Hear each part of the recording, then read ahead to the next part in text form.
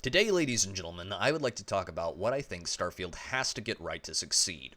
First off, scale. Starfield has to feel massive. The procedural generation aspect of this game is one of the things that I am most excited for. However, procedural generation is something that done poorly could absolutely destroy this game, giving us yet another bland open world sandbox that is completely empty. For those of you unaware, Starfield will procedurally render worlds as you approach them. Now that is awesome because it allows the planets to be massive, but massive and empty is something no one needs more of.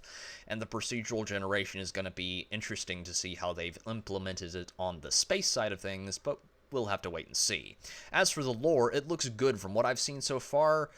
Now, unlike Elder Scrolls, Starfield doesn't have 30 years worth of source material to draw from, but I hope that the game nails that feeling of a gritty, lived-in world that you get from Elder Scrolls and Fallout, hopefully without the Kirkbridean BS. And this seems to be the case.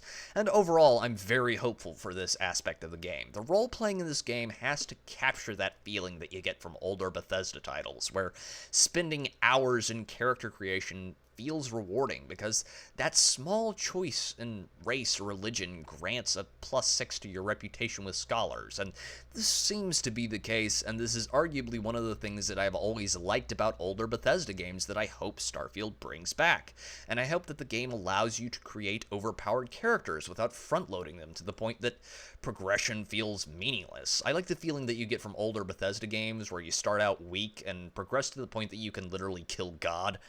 Now, Toddy has said that you can do everything in one playthrough, and while I am not thrilled about this, I hope that the choices that you make actually matter. Maybe give us some branching narrative choices. I'd like some RPG in my RPG, thank you very much. Maybe allow us to betray a faction or two instead of locking us in so that we are stuck working for a clown. I hope that the game is relatively bug-free at launch because I pre-ordered the premium edition and I hope that I don't have to download a 20 gigabit patch because with my internet that would take all day. But tell me what you think down below. This has been Pete, the Heretical Nerd, signing off.